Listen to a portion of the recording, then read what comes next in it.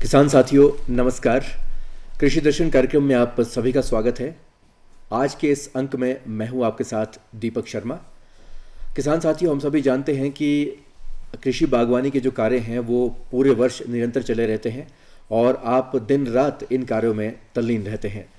और हमारा भी हमेशा ये प्रयास रहता है कि कृषि की उन्नत तकनीकों और विकास से संबंधित तमाम जानकारियों आप तक पहुंचाएं, और इसके लिए समय समय पर हम नए नए विषय के साथ इस कार्यक्रम में हाजिर होते हैं।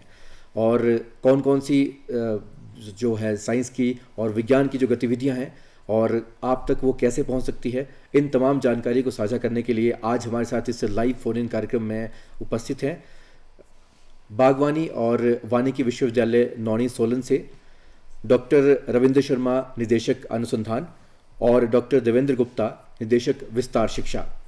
और इस कार्यक्रम में आज हम बात करेंगे अनुसंधान और विस्तार शिक्षा के बारे में। इससे पहले कि हम कार्यक्रम में आगे बढ़े, हम आपको बता दें कि इस लाइव फोन इन कार्यक्रम में आप भी हमारे साथ जुड़ सकते हैं, और अगर आप कोई भी जानकारी चाहते हैं तो आप हमें फ़ोन कर सकते हैं। हमारे फ़ोन नंबर हैं 28000177 और 28000178। शिमला से जो बाहर के दर्शक हैं वो शिमला का STD कोड 0177 अवश्य लगाएं। डॉक्टर साहब, आपका बहुत बहुत स्वागत है कार्यक्रम में। इससे पहले कि हम आगे बढ़ें, डॉक्टर रविंद्र शर्मा, आप सबसे पहले हमारे दर्शकों को बताएं कि मूल रूप से बागवानी जो विश्वविद्यालय है वो किन कार्यों में संलग्न रहता है। हमारा जो विश्वविद्यालय है मूलतः वो 3 बिंदुओं पे कार्य करता है। एक हमारा पढ़ाई से हम ह्यूमन रिसोर्स डेवलप करते हैं। बच्चों को BSc एग्रीकल्चर, हॉर्टिकल्चर में, फॉरेस्ट्री में, बायोटेक्नोलॉजी में, इसी तरह से मास्टर्स डिग्री डिफरेंट जो हमारे सब्जेक्ट्स हैं उसमें, और डॉक्टरेट की डिग्री। मतलब कि हम ह्यूमन रिसोर्स को डेवलप कर रहे हैं ताकि हमारा जो आचार प्रसार जो इसका है वो आगे तक जाए, अगली जनरेशन तक जाए। और दूसरा पहलू जो है वो अनुसंधान है। हम यूनिवर्सिटी में अनुसंधान का कार्य करते हैं और वो कार्य स्थान विशेष और फार्मर से रिलेटेड कार्य होता है। और तीसरा जो हमारा प्रमुख अंग है वो विस्तार का है। जो हम कार्य करते हैं, जो अनुसंधान करते हैं, उसको हम किसानों तक कैसे ले जाएं।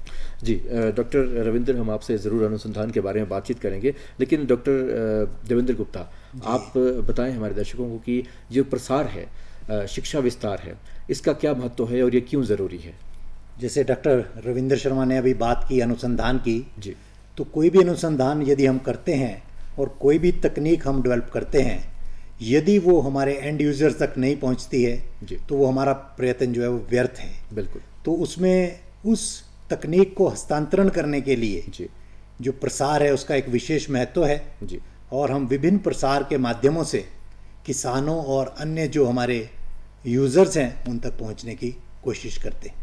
जी, तो प्रसार की आपने बात की, और जैसा कि आपने बताया कि ऐसे ये पॉसिबल ही नहीं है, अगर अनुसंधान ना हो तो प्रसार नहीं हो सकता है। तो डॉक्टर रविंद्र, अनुसंधान किन किन विषयों पर किस तरह से किया जाता है विश्वविद्यालय में। जो अनुसंधान कार्य है इसको हम ये बात ध्यान में रखते हैं कि जो किसान भाई हैं उनकी क्या ज़रूरत है जी, और उनको किस क्रॉप पे, किस फसल पे हमारे जो अनुसंधान की ज़रूरत है। तो इन सब चीज़ों को देखते हुए हम जो है अनुसंधान कार्य करते हैं। उसके लिए विश्वविद्यालय की डिफरेंट हमारे पास प्रणाली हैं। जैसे कि हम रिसर्च काउंसिल है, एक रिसर्च काउंसिल होती है जिसमें हम ये जिसके के जो अनुसंधान करने वाले हैं वो लोग इसके मेंबर होते हैं। हमारे जो प्रोग्रेसिव फार्मर्स हैं वो उसके मेंबर्स होते हैं। फिर जो हमारे लाइन डिपार्टमेंट्स हैं, जैसे डिपार्टमेंट ऑफ हॉर्टिकल्चर है प्रदेश का, एग्रीकल्चर है, एनिमल हस्बेंड्री है, फिशरी है, तमाम डिपार्टमेंट, इवन इंडस्ट्री डिपार्टमेंट, उनके लोग भी उसमें शामिल होते हैं। और उसमें ये डिसाइड किया जाता है, ये निर्णय लिया जाता है कि हम किन किन विषयों के ऊपर खोज करें, जो कि हमें किसानों की तरफ से वो सुझाव आते हैं। हम उन विषयों को लेकर के आगे चलते हैं। तो आपका कहने का मतलब है कि सभी लोग मिलकर जो है ये डिसाइड करते हैं कि आने वाले वर्ष में हम किन किन विषयों को अनुसंधान में लेंगे और किन विषयों पर हम एक तरह से रिसर्च करेंगे और उन्हें प्रसार के लिए भी आगे भेजें। तो प्रसार की अगर हम बात करते हैं तो प्रसार में किस तरह से जो लोगों तक, खासतौर पर आम जनता तक, जो हमारा किसान एक ग्रामीण क्षेत्र में रहता है, वहाँ तक वो बात पहुँचाई जाती है। तो हमारे पास जो हस्तांतरण की विभिन्न विधियाँ हैं, मुख्यतः उसमें प्रशिक्षण शिविर हैं जी, कैंप्स हैं जो हम बाहर लगाते हैं जी और इंस्टीट्यूशनल ट्रेनिंग्स हैं जो हम अपने इंस्टीट्यूट्स में करते हैं जी और फार्मर चैट शो करते हैं। हम किसान और बागवान का वैज्ञानिक के साथ परिचर्चा करते हैं। जी और जैसे आज यहाँ पर आए हुए हैं, दूरदर्शन और रेडियो के माध्यम से भी जी हम किसानों तक पहुँचने की कोशिश करते हैं, क्योंकि ये माध्यम जो है जी रेडियो और टीवी एक बहुत सशक्त माध्यम है, जी बिल्कुल क्योंकि ये हर एक की पहुंच में है। और ये इसके थ्रू भी हम समय समय पर अपनी जो भी गतिविधियां हैं या जो भी हम तकनीक अपने किसान बागवानों तक पहुंचाना चाहते हैं, इनके इसके माध्यम से भी हम वहां तक पहुंचते हैं। तो कृषि विज्ञान केंद्र की जब हम बात करते हैं, जी। कृषि विज्ञान केंद्र की कितनी महत्वपूर्ण भूमिका रहती है? जैसा आपने कहा, कृषि विज्ञान केंद्र है, ये एक भारत सरकार ने पूरे भारतवर्ष में हर जिले में कृषि विज्ञान केंद्र दिए हुए हैं। जी। और कृषि विज्ञान केंद्र का जो कार्य है वो उस जिले तक मुख्यतः सीमित रहता है, और उस जिले की जो भी समस्याएं हैं और जिस भी विषय पर वो चाहते हैं कि हमारे जो अनुसंधान है वो किन विषयों पर हो, उनके बारे में वो कृषि विज्ञान केंद्र निर्धारण करता है। और उस कृषि विज्ञान केंद्र में फिर जैसे मैंने ये माध्यम आपको बताए, कुछ हम प्रदर्शन भी लगाते हैं खेतों में, जी कुछ हमारे जो प्रोग्रेसिव फार्मर्स हैं जी। उनके खेतों में भी हम लोगों को ले जाते हैं, उनको दिखाते हैं कि किस तरह से हमारी तकनीक का फ़ायदा आपको हो सकता है। क्योंकि बोलते हैं कि जो देख के आदमी सीखता है जी। वो बहुत जल्दी उसको अडॉप्ट भी जल्दी करता है। अडॉप्ट कर लेता है, तो बिल्कुल। प्रदर्शन का एक बहुत महत्वपूर्ण जो हिस्सा है इसमें। जी। और जो हमारे कृषि विज्ञान केंद्र हैं, ये पर्टिकुलरली पूरे हिमाचल में जैसे हम हैं, जी। तो हमारे 13 कृषि विज्ञान केंद्र कार्य करते हैं। जी। उसमें से 8 कृषि विश्वविद्यालय के पास हैं और 5 हमारे औद्यानिकी और वानिकी विश्वविद्यालय के पास है। तो कृषि विज्ञान केंद्र जो आपने बताया कि हिमाचल प्रदेश जी। में इस वक्त 13 है जी। और वो प्रसार का कार्य करते रहते हैं। जी। तो ये जो आप एक तरह से प्रसार की बात करते हैं और साथ में अनुसंधान की बात करते हैं, तो ये रिसर्च कोलैबोरेशन भी किसी के साथ होती है, विश्वविद्यालय अपने लेवल पे ही करता है? हाँ, जैसा मैंने आपको पहले कहा कि हम रिसर्च काउंसिल के थ्रू ये एजेंडा सेट करते हैं कि हमें किस तरह के कार्य किए जाए। अब जब हमारे पास कार्य आ गया तो उसको कैसे किया जाए। किसी भी कार्य को करने के लिए पैसे की ज़रूरत होती है। बिल्कुल सही। तो यूनिवर्सिटी में जो एक सिस्टम है कि हमारे पास ऑल इंडिया प्रोजेक्ट्स होते हैं। सेंट्रल गवर्नमेंट से हमें वित्तीय सहायता मिलती है, स्टेट गवर्नमेंट से मिलती है, हमें जो प्राइवेट ऑर्गेनाइजेशंस हैं जो हॉर्टिकल्चर फॉरेस्ट्री के कार्यों से लगे हैं, इंसेक्टिसाइड पे से, उनसे हमें सहायता मिलती है। तो हम उसके बेस पे जो है उन कार्यों को अंजाम देते हैं। जी। और इसको अंजाम देने के लिए यूनिवर्सिटी में, हमारी यूनिवर्सिटी में, हॉर्टिकल्चर एंड फॉरेस्ट्री यूनिवर्सिटी में इस वक्त 6 हमारे क्षेत्रीय अनुसंधान केंद्र हैं जो हिमाचल प्रदेश के विभिन्न भौगोलिक क्षेत्रों में स्थित हैं। जी। और उनको असिस्ट करने के लिए, सहायता करने के लिए हमारे पास 5 सब स्टेशन हैं। जी। इसके अलावा हमारा जो मेन कैंपस है, जो यूनिवर्सिटी का मेन कैंपस नौनी में है, वहाँ पर हमारे विभिन्न विभाग हैं, उनके थ्रू हम रिसर्च करते हैं। और जो उसका जो रिज़ल्ट है, वो जो रिज़ल्ट जो हम किसानों को या हमारे जो डायरेक्टोरेट के जो हमारे डॉक्टर देवेंद्र गुप्ता जी हमारे पास आए हैं, उनके डायरेक्टोरेट के थ्रू हम किसानों तक ले जाते हैं। जी। डॉक्टर गुप्ता, अगर हम गतिविधियों की बात करें जी, खासतौर जी। पर प्रसार के क्षेत्र जी, में, जी। कौन कौन सी गतिविधियां खासतौर पर सम्मिलित रहती है? हाँ, तो जैसे तो मुख्यतः तो मैं आपको बता चुका हूँ। जी।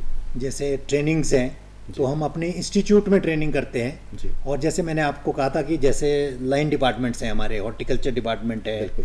या फॉरेस्ट्री से है या जी। एग्रीकल्चर से है, जी बिल्कुल। वो फार्मर्स को स्पॉन्सर करते हैं, हमारे इंस्टीट्यूट में भेजते हैं और हम उनको फिर अलग अलग, जैसे कोई 6 दिन का प्रशिक्षण शिविर है, कोई 3 दिन का है, कोई 15 दिन का प्रशिक्षण शिविर है, उसमें उनको एक मॉड्यूल बनाकर उनको किस चीज़ की आवश्यकता है और जो हमारे विशेषज्ञ हैं उनको उसमें बुलाते हैं। वो उनको लेक्चर भी देते हैं और प्रैक्टिकल रूप से भी फील्ड में उनको पूरा बताया जाता है कि ये कार्य किस तरह से करना है। जी। ये तो एक माध्यम है। जी। दूसरा माध्यम है कि हम कैंप्स में जाते हैं।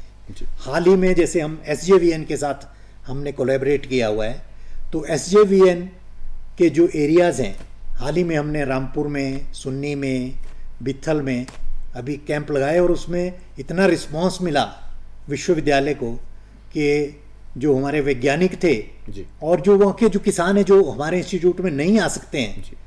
उनको भी जानकारी मिली कि ये जो विश्वविद्यालय है ये क्या क्या कर रहा है और हम कहाँ कहाँ पे अभी पिछड़े हुए हैं और कहाँ कहाँ हमारे को सहयोग मिलके हम अपने उत्पादन को, अपनी गुणवत्ता को भी बढ़ा सकते हैं। जी। तो जैसे आपने बताया कि ट्रेनिंग आप देते हैं, तो ट्रेनिंग के लिए एक पूरे वर्ष का आप शेड्यूल बना के रखते हैं या फिर एक पर्टिकुलर टाइम है कि वर्ष में एक ही बार आपकी ट्रेनिंग होगी? तो जैसे रिसर्च काउंसिल की मीटिंग होती है, ऐसे ही एक्सटेंशन काउंसिल की भी जी। मीटिंग होती है साल में। उसमें विभिन्न जो हमारे विभाग के ऑफिसर्स हैं वो उसमें पार्टिसिपेट करते हैं, प्रोग्रेसिव फार्मर्स आते हैं, पॉलिसी डिसीजन मेकर्स उसमें आते हैं, और वाइस चांसलर हमारे उसके अध्यक्ष होते हैं।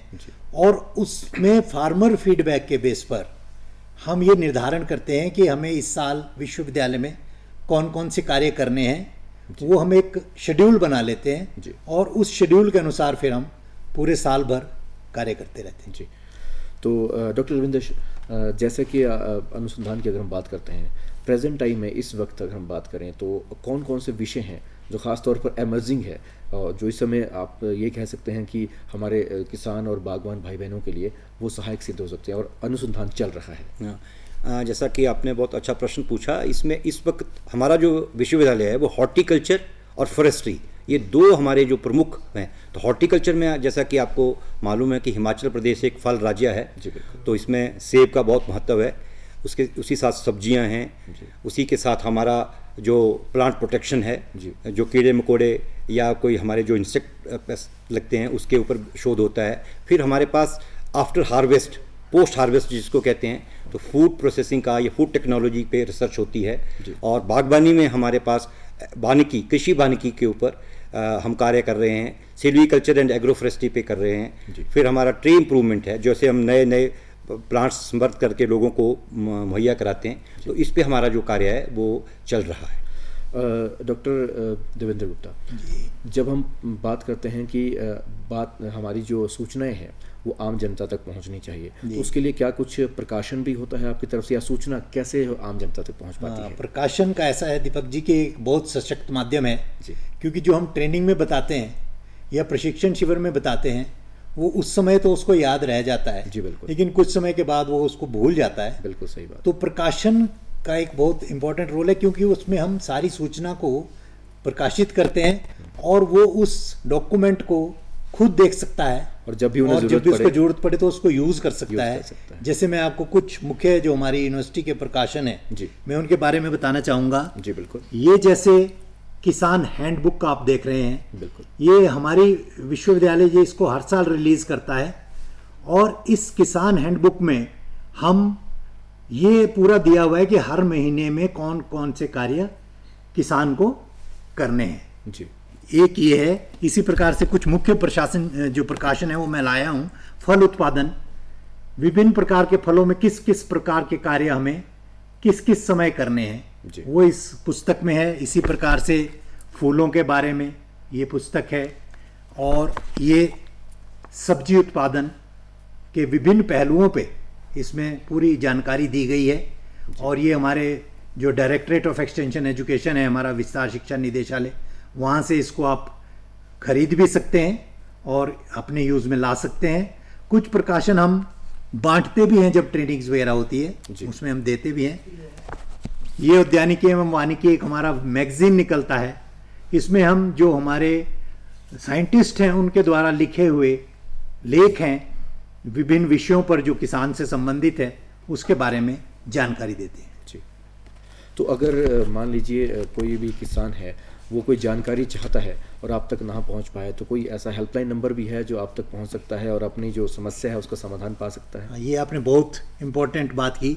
मैं कह रहा था कि हर एक किसान शायद हम तक ना पहुंच पाए, लेकिन हमारा प्रयास रहता है कि हम हर किसान तक पहुंच पाए। बिल्कुल। तो उसके लिए हम एक तो हमारा टेलीफोन हेल्पलाइन है जी, जो हमारे यूनिवर्सिटी का अपना है, उसका नंबर मैं अपने किसान और बागवान भाइयों को दे देता हूँ। 1800-180-1551, जो एक तो नेशनल हेल्पलाइन है और जो टोल फ्री है, और जो दूसरा हमारा है वो है 1792 252-426 252-426। ये दो नंबर हैं। इस पर किसान जो है वो अपनी समस्या बता सकते हैं और उसका समाधान हम जो हमारे विशेषज्ञ या तो उसी समय दे देंगे, और यदि उस समय ना दिया जाए तो उनकी समस्या को हम नोट कर लेंगे और फिर विषय विशेषज्ञ से उसके बारे में समाधान प्राप्त करके उन तक पहुंचाने की कोशिश करते हैं।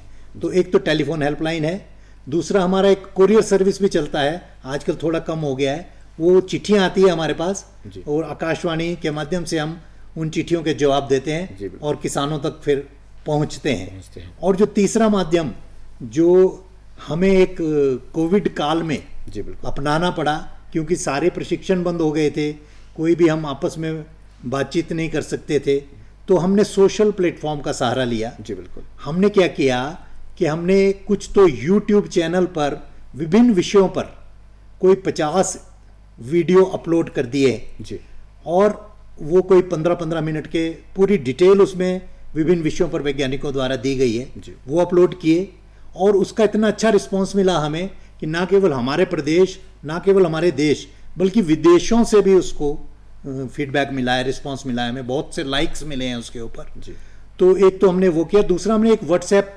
पेज बनाया हुआ है जी। जिसमें हमने पूरे जिले के जो हमारे प्रदेश के 12 जिले हैं उनके किसानों को सम्मिलित किया हुआ है और वो अपनी समस्या उन व्हाट्सएप ग्रुप्स पे भेज देते हैं और हम व्हाट्सएप के थ्रू ही उनको उनकी समस्या का समाधान दे देते हैं। और ये जो तीसरा, ये हमारा फेसबुक पेज भी यूनिवर्सिटी का है, जी। तो उसके माध्यम से भी हम किसानों तक पहुंचने की सोशल मीडिया का कोशिश करते हैं। सहारा जो सोशल आपने लिया मीडिया है का कोविड में, तो जी। प्रसार के क्षेत्र में तो ये बहुत ही लाभप्रद साबित हुआ है। लेकिन अगर अनुसंधान की हम बात करें तो अनुसंधान के क्षेत्र में कोविड काल में खास तौर पर किस तरह से प्रगति हुई है? हमने ड्यूरिंग कोविड पीरियड में जो था वो हमारा जो लैब्स का काम था वो तो हमने पूरे कोविड बिहेवियर को फॉलो करते हुए किया। हमने जो हमारे छात्र थे उनको भी हमने आइसोलेशन में रख करके, क्योंकि हमारा प्लांट साइंसेज से काम है तो हम इसको बंद नहीं कर सकते थे।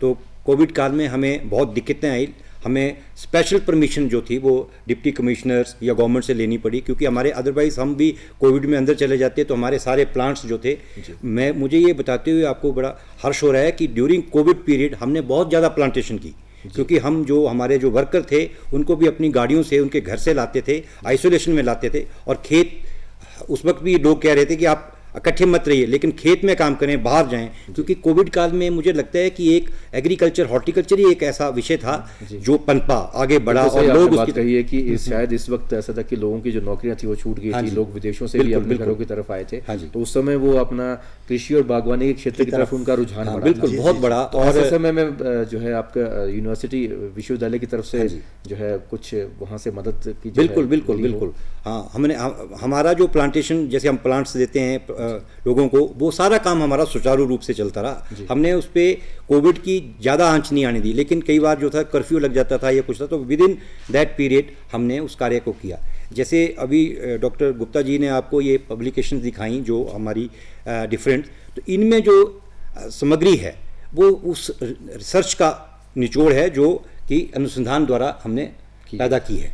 और ये जो हम एक दूसरा विषय जो मैं आपको बताना चाहूँगा वो ऐसे कि हम जो हमारी जो रिसर्च है उसको हम through MOU, memorandum of understanding के थ्रू भी डिफरेंट इंस्टीट्यूट से, डिफरेंट एंटरप्रेन्योर से शेयर करते हैं। जैसे हमारी कई टेक्नोलॉजीज़ जो हैं वो प्रदेश में, देश में और अंतर्राष्ट्रीय स्तर पर भी हैं। हमारा अंतर्राष्ट्रीय स्तर पर भी कई ऐसे अनुसंधान केंद्र हैं जिनके साथ हमारा MOU हुआ है, ताकि हम अपनी जो रिसर्च कैपेबिलिटीज़ हैं, जो रिसर्च करने की क्षमता है, उसमें हम बढ़ावा कर सकें, अच्छी से अच्छी लेबॉर्ट्रीज़ में अपने स्टूडेंट्स को, साइंटिस्ट को भेज सकें, ताकि हमारा जो रिसर्च इनपुट है जो प्रदेश को, देश को और विश्व को अच्छा मिले। इस समय कौन कौन सी ऐसी नई तकनीकें हैं जो हमारे किसान बागवान भाई बहन जो है इस्तेमाल कर सकते हैं और अनुसंधान जिस पे चल रहा है? हाँ, जो रिसेंट ट्रेंड आपको आज चल रहा है, हमें सघन खेती, जो सेब है उसकी सघन खेती पे जो बड़े जोरों शोरों से कार्य जो है यूनिवर्सिटी कर रही है। और इसमें मैं आपको बताना चाहूँगा कि एक बर्ड बैंक से हमें फंडेड प्रोजेक्ट है, Himachal Pradesh horticulture development project, उसके तहत विश्वविद्यालय को फंडिंग हुई है। और हमने हाई डेंसिटी प्लांटेशन में, ये खासतौर पर लो हाइट वाले एरियाज, नहीं सारे एरियाज के लिए हमने जो लो हाइट्स है, मिड हाइट्स है या हाई हिल्स, इन सब के लिए जो अनुमोदन किया है कि कौन से एप्पल की कल्टीवर्स सूटेबल्स हैं, कौन से हमारे रूट स्टॉक अच्छे हैं। और मुझे ये बताते हुए अत्यंत प्रसन्नता हो रही है कि हमारा जो कन्वेंशनल प्रोडक्टिविटी थी एप्पल की वो 6-7 टन थी, जो कि हमने हाई डेंसिटी प्लांटेशन में 42 टन कर दिए, 42 यानी कि पर हेक्टेयर। लेकिन ये मैं इसके साथ में एक डिस्क्लेमर जरूर देना चाहूँगा कि इसके लिए हमें जो है वो टेक्निकल जो टेक्नोलॉजी है उसको अडॉप्ट करने के लिए ट्रेनिंग की बहुत ज़रूरत है। इसमें ये कैपिटल इंटेंसिव ट्रेनिंग है, इसमें ट्रेनिंग एंड प्रूनिंग का जो बहुत महत्व है। मतलब जो कन्वेंशनल फार्मिंग में जो लोग दूसरे हैं वो जो कार्य कर रहे हैं उसके उनको बहुत ज़्यादा मेहनत की ज़रूरत है। इसमें टेक्निकल इनपुट जो एक तरह से नई तकनीक से इससे किया जाएगा तो वो ट्रेनिंग होना, उनका प्रशिक्षण बहुत होना जरूरी जरूरी है। है। उसके लिए प्रसार जो है आपका जो विभाग है वो अच्छी तरह से, खास तौर पर किसान मेले की अगर हम बात करें, किस तरह से लाभदायक रहते हैं हमारे बागवानों के लिए? जो किसान मेला है हम समय समय पर करते रहते हैं, लेकिन पीछे जो 2-3 साल कोविड का पीरियड रहा उसमें हम इसको बहुत इफ़ेक्टिव रूप से नहीं कर पाए, लेकिन हमने फिर भी उसको ऑनलाइन माध्यम से किसानों को जोड़ा और किसान मेले के दौरान ही हमने पौधों का वितरण किया। जो क्वालिटी प्लांट्स हमारी यूनिवर्सिटी ने प्रोड्यूस किए, चाहे वो एप्पल के थे या डिफरेंट फ्रूट्स के थे, उनको हमने वहाँ पे किसानों को कुछ समूहों में बुलाया और उनको वहीं पे वितरण किया और उनको हमने अपने वैज्ञानिकों को भी वहीं पर बिठाया और उनसे उनको जो जो जानकारी उस के बारे में चाहिए, कैसे पौधा लगाना है, क्या क्या करना है, उसकी जानकारी वहाँ पर भी देते रहे और इसके अनुसंधान केंद्रों पे भी हमने ये सारा कार्य किया। जी, डॉक्टर देवेंद्र गुप्ता और डॉक्टर रविंद्र शर्मा, आज आपने कृषि दर्शन कार्यक्रम में अनुसंधान और प्रसार शिक्षा के बारे में हमारे दर्शकों को जानकारी दी। आपका स्टूडियो पधारने के लिए बहुत बहुत धन्यवाद। धन्यवाद। तो किसान साथी, उम्मीद करते हैं कि आज की इस जानकारी से आप ज़रूर लाभान्वित हुए होंगे। अगले कार्यक्रम में एक नए विषय और विशेषज्ञों के साथ फिर हाजिर होंगे। तब तक के लिए नमस्कार।